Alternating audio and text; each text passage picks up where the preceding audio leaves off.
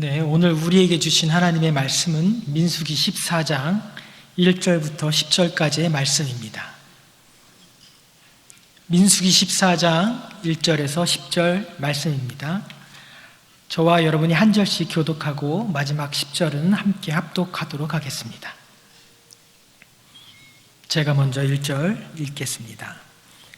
온 회중이 소리를 높여 부르짖으며 백성이 밤새도록 통곡하였더라.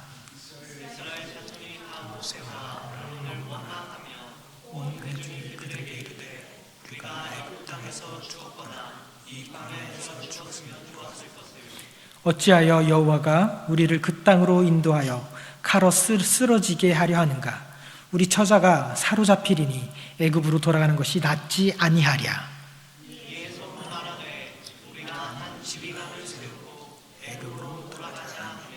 모세와 아론이 이스라엘의 자손의 온 회중 앞에서 엎드린지라.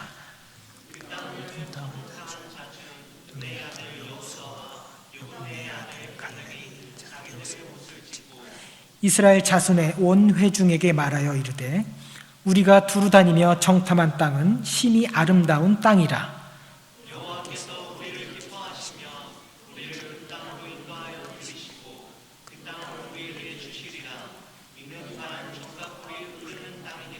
다만 여호와를 거역하지는 말라. 또 그 땅 백성을 두려워하지 말라. 그들은 우리의 먹이라.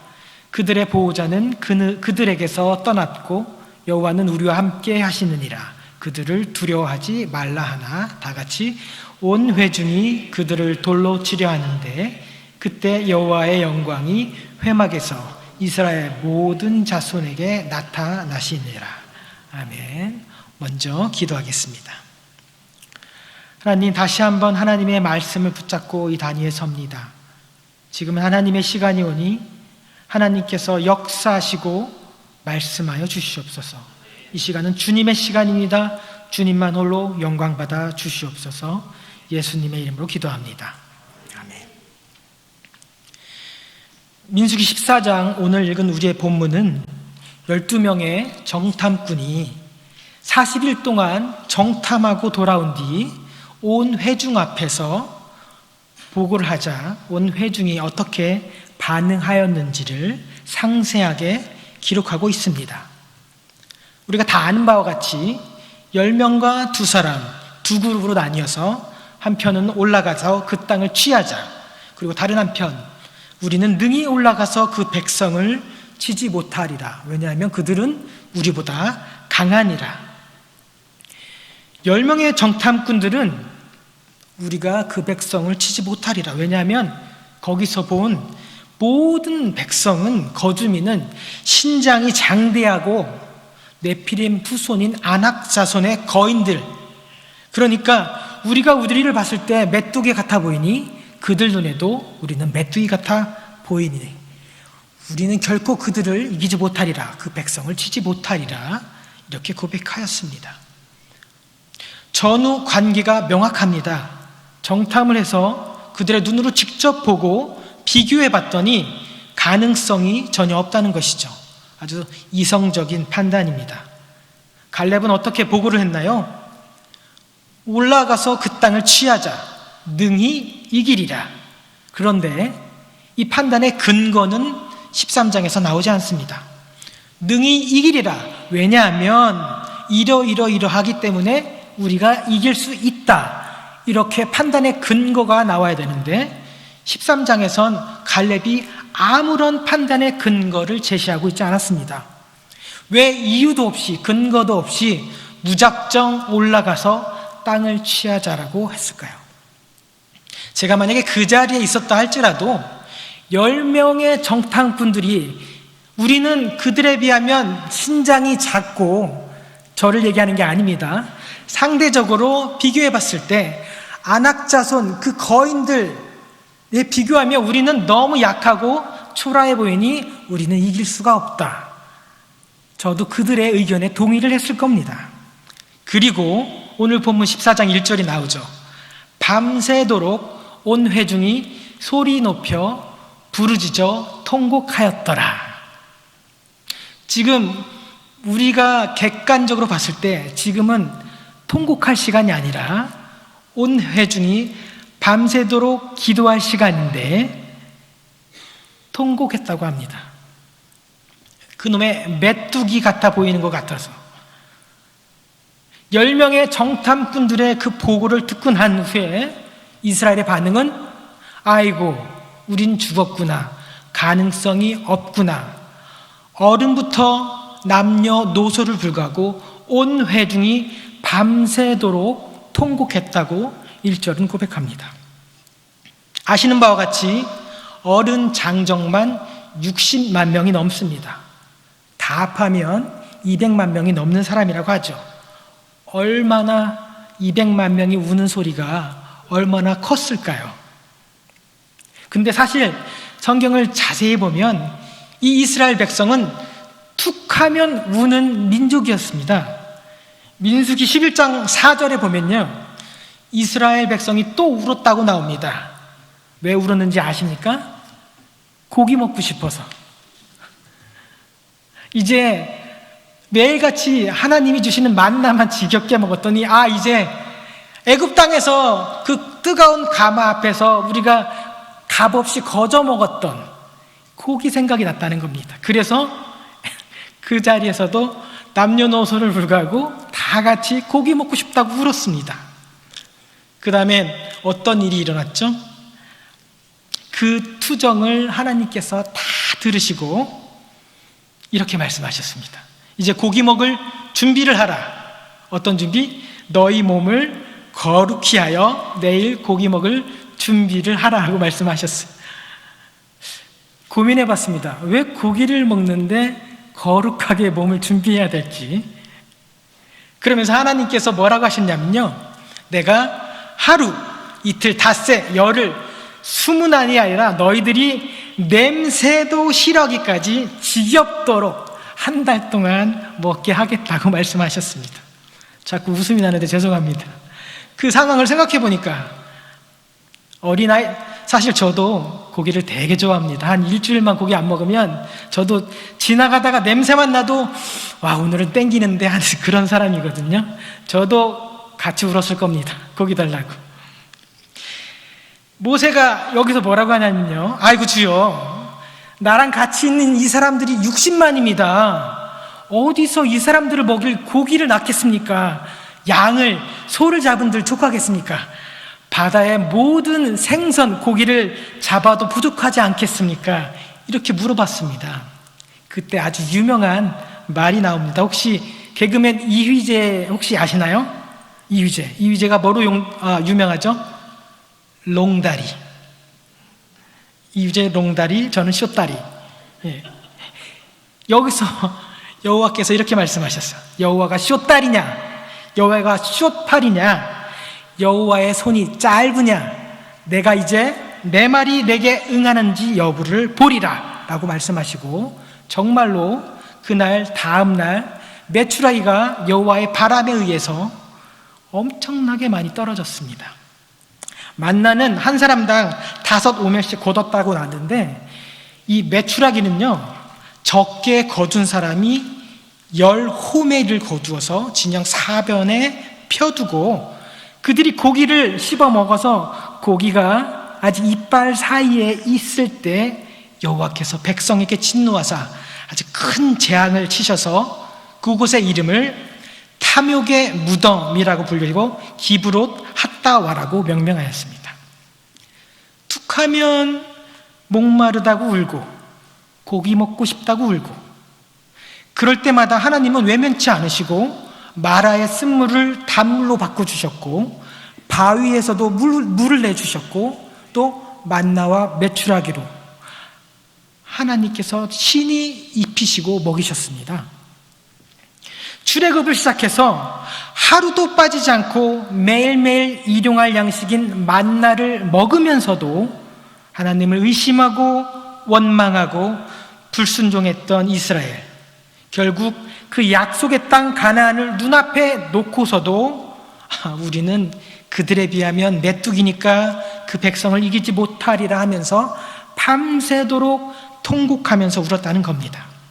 그리고 4절에 뭐라고 나와 있냐면, 우리가 한 지휘관을 세워서 다시 애굽으로 돌아가자라고 합니다. 뻔한 스토리입니다. 왜냐하면 이스라엘 사람들은 울면서 하나님을 원망할 때마다 아이고 그때가 좋았지라면서 과거를 돌아봤었거든요. 그리운 그 종살이했던 애굽으로 돌아가자고 했었기 때문입니다. 혹시 우리는 그러지 않나요? 저 인간을 만나서 죄송합니다. 저 옆했네만 아니었어도 내가 나아졌을 건데 조심하셔야 됩니다. 저번에 민수기 12장 그 아론과 미리암이 모세를 질투해서 불평했을 때도 하나님이 들으셨다고 했잖아요. 지금도 하나님께서 다 들으셨습니다.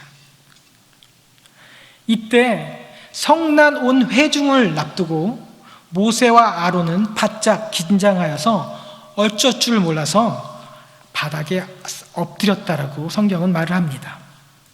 여기에 사용된 히브리어는요, 엎드리다가 아니라 엎드려서 죽는다라는 의미를 갖고 있습니다. 그렇게 신실하선 모세와 아론도 결국 그 뿔난 온 회중 이스라엘 백성 앞에서는 드디어 때가 왔구나, 난 이제 죽겠구나 하고 땅바닥에 바짝 엎드렸다고 말했습니다. 바로 그때 애굽왕 바로가 아니고 right time, 바로 그때 정확한 타이밍에 하나님의 사람 눈의 아들 여호수아와 여분네의 아들 갈렙이 자기들의 옷을 찢고 온 이스라엘 회중 앞에서 담대하게 말합니다.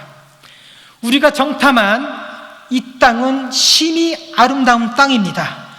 여호와께서 우리를 기뻐하시면 우리를 그 땅으로 인도하여 주실 것입니다 라고 담대한 고백을 합니다. 그들은 우리의 먹입니다. 그들의 보호자는 떠났고 여호와는 우리와 함께 하시니 이제 그들을 두려워하지 맙시다. 13절에서 정탐의 복을 할 때는 올라가자 능히 이기리라, 그리고 판단의 조건이 없었다고 말씀드렸는데 여기서는 달라졌습니다. 어떤 판단의 조건이 있죠? 여태까지 과거를 돌아보니까 그 200만이 넘는 이스라엘 백성을 먹이시고 입히셨던 그 하나님을 여호수아와 갈렙은 끄집어냅니다. 이보다 더한 근거가 어디 있겠습니까?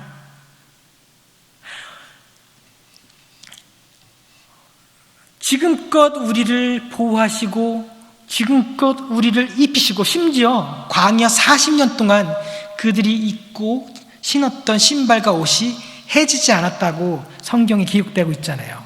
그래서 제가 나중에 이런 생각도 해봤습니다. 내가 나중에 혹시 비즈니스를 하면 광야 브랜드를 만들겠다. 그래서 옷과 신발을 만들면 이 옷은 40년 동안 입어도 신어도 빨아도 헤어지지 않습니다. 광야 브랜드 괜찮죠? 혹시 비즈니스 하실 생각 있으시면 제가 싸게 판권을 넘겨드리도록 하겠습니다. 그럼에도 불구하고 화가 난 이스라엘의 회중은 이 여호수아 갈렙의 말을 청종하지 않았습니다. 온 회중이 여기에 엎드린 모세와 아론 그리고 여호수아 갈렙 돌을 들어서 던지려고 하는 그 순간 아주 기막힌 타이밍에 여호와의 영광이 회막에 나타납니다. 누군가 한 사람이 돌을 들었다가 이렇게 던졌을 그 소리를 오해해서 온 회중이 돌을 던졌다면 여기에 있는 네 사람은 죽었을지도 모릅니다. 아주 정확한 그 타이밍에 여호와의 영광이 회막에 나타났다고 성경이 말합니다. 어떻게 그게 가능할까요? 뻔하죠. 하나님은 다 듣고 다 보고 계셨기 때문입니다. 미리암 사건에도 그랬고 지금도 이스라엘의 그 백성들의 원망 다 듣고 계셨고 현재 우리 머릿속에 가득 찬 이루어지지 않는 기도 제목에 대한 불평, 화풀이 하듯이 친구한테 전화를 걸어서 투정거리는 우리의 믿음 없음도 하나님은 다 듣고 계십니다. 그리고 말씀하십니다. 오늘 성경에 뭐라고 기록되어 있냐면 너희가 언제까지 나를 멸시하겠느냐, 언제까지 나를 믿지 아니하겠느냐. 하나님의 약속을 받았으나 그 하나님의 약속을 믿지 못하는 것은 하나님을 멸시하는 것입니다. 성경의 다른 곳에서는 만홀히 여긴다, 업신 여긴다라고 표현합니다. 약속의 백성들이 하나님을 믿지 못하는 것은 하나님을 만홀히 여기고 업신 여기고 멸시하는 것입니다. 여호와를 경외하지 않는 것입니다. 적어도 우리 웨슬리 성도님들 중에는 하나님을 만홀히 여기는 사람, 업신 여기는 사람은 없고 오직 여호와 하나님만 경외하는 성도님들 되시기를 소망합니다.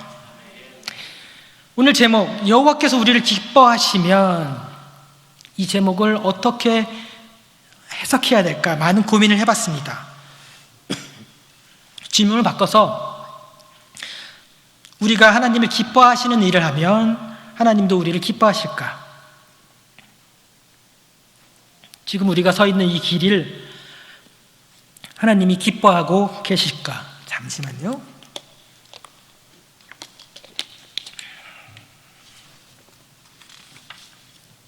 우리의 현재를, 우리의 과거를 보면 답이 있다고 생각했습니다.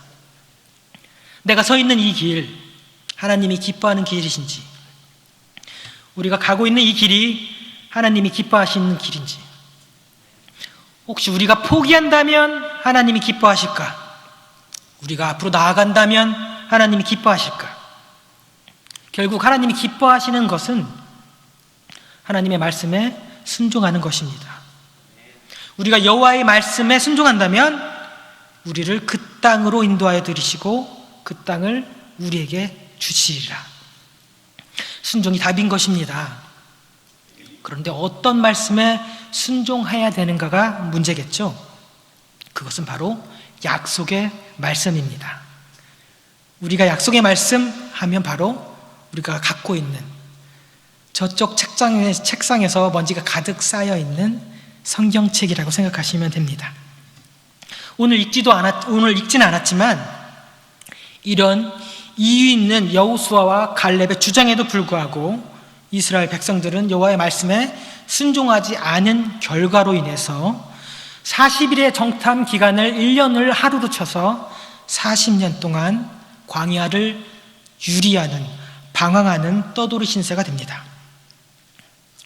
40년이란 시간을 단지 시간의 길이로 생각할 수도 있지만 성경의 기록에 의하면 출애굽 1세대가 천수를 다하고 그들의 시체가 땅에 엎드려지는 시간이 40년인 것입니다. 그런데 여기서 곰곰이 생각해야 할 문제가 있습니다. 40년의 광야 떠돌이 생활 가운데 순종했던 하나님의 사람들은 어떻게 되었을까? 한 번도 거역하지 않았던 모세와 아론과 여호수아와 갈렙은 왜 이 40년의 저주의 광야 생활에 동참해야 됐을까? 이 문제를 우리는 되짚어 봐야 됩니다. 불순종한 이스라엘 백성이 40년 동안 그들의 시체가 광야에 엎드릴 때까지 떠돌이 생활하는 것은 당연한 결과일 수 있습니다. 그렇지만 모세와 아론, 여호수아와 갈렙은 너무 억울하지 않을까요? 도대체 모세와 아론, 여호수아, 갈렙이 무슨 잘못을 했길래 떠돌이 40년 광야 생활의 벌을 받아야 하는지에 대한 물음이 들을 수 있습니다. 그리고 또 계속 읽다 보면 이 믿음의 사람들은 40년 동안도 불평을 하지 않습니다.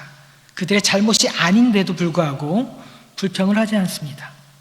왜냐하면 믿음의 사람들에겐 고난에 동참하는 것도 하나님이 기뻐하는 일이기 때문입니다. 여호와께서 기뻐하시면 그 땅을 차지할 수도 있고 여호와께서 기뻐하시면 불순종한 저 죄인들과 함께 40년의 광야 떠돌이 생활도 기쁨으로 감당하는 것이 그들의 몫인 것입니다. 베드로전서 4장 12절 13절을 제가 읽어드리도록 하겠습니다. 사랑하는 자들아, 너희를 연단하려고 오는 불시험을 이상한 일 당하는 것 같이 이상히 여기지 말고 오히려 너희가 그리스도의 고난에 참여하는 것으로 즐거워하라. 이는 그의 영광을 나타내실 때에 너희로 즐거워하고 기뻐하려 함이니라. 고난에 동참함, 고난에 함께함은 신앙인들의 그 신앙을 더욱더 아름답게 만들어 가시라는, 더 아름답고 단련되고 재련하여서 정금같이 나오게 하시는 하나님의 훈련 과정인 것입니다. 욥의 고백은 기억하시죠? 나를 단련하신 후에 내가 정금같이 나아오리라, 이렇게 고백하셨습니다. 내 고난뿐만 아니라 주변 사람들의 그 아픔과 그 알 수 없는 고난, 걷기 싫고 이해할 수 없는 그 고난에 옆에서 함께 동참해주고 지지해주고 기도해주고 그냥 함께 옆에서 아파해주고 같이 울어줄 수 있는 그 여호수아와 갈렙 같은 여호와의 기뻐하시는 일을 감당해가는 모든 웨슬리 교회 성도님들 되시기를 주님의 이름으로 축복합니다. 함께 기도하시겠습니다. 하나님, 오늘 말씀을 통해서 모세, 아론, 여호수아, 갈렙의 모습을 돌아보았습니다. 변함없으신 하나님의 그 약속을 붙잡고 담대히 약속의 땅으로 나아갈 수 있는 우리 웨슬리 교회가 되게 하여 주시옵소서. 그리고 그 과정 가운데 찾아오는 알 수 없고 헤아릴 수 없는 고난에도 함께 동참하고 같이 울어주고 같이 아파하는 성숙한 웨슬리 성도님들 되게 하여 주시옵소서. 예수님의 이름으로 기도합니다. 아멘. 네, 함께 봉헌 찬양 들으시면서 하나님께 예물 올려드리도록 하겠습니다.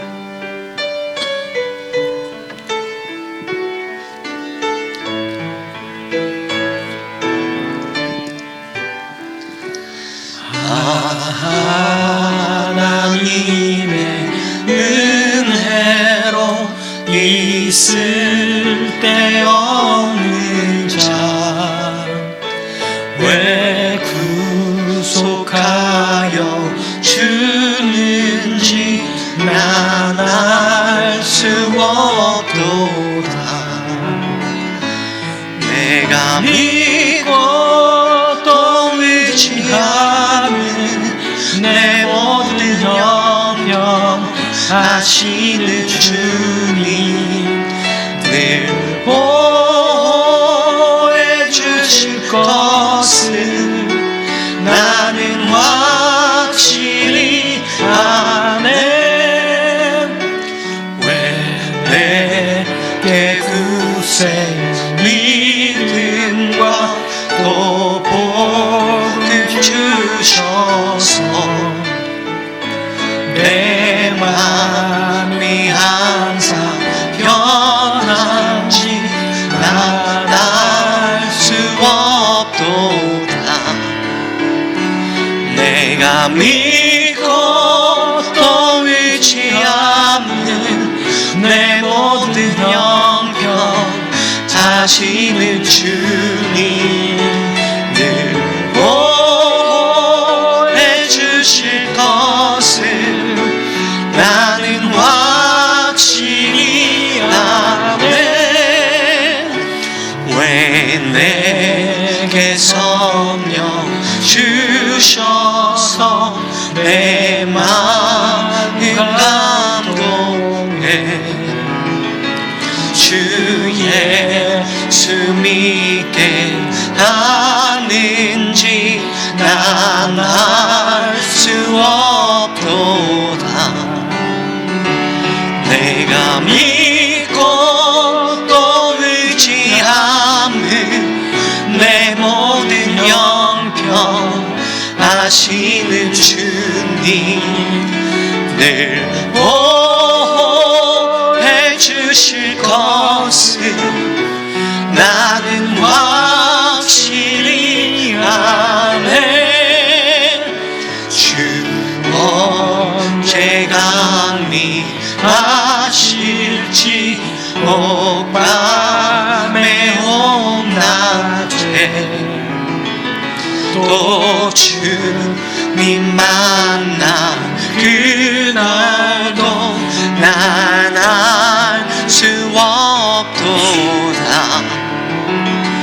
내가 믿고 또 의지하는 내 모든 영병 하시는 주님 늘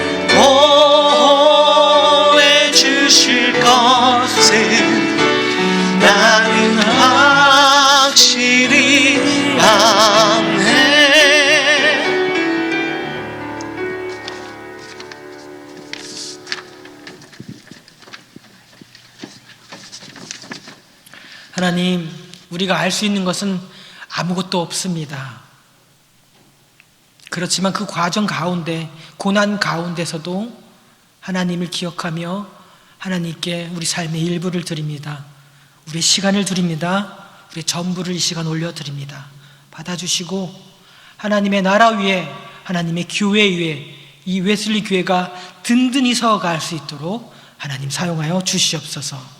감사드리며 예수님의 이름으로 기도드리옵나이다.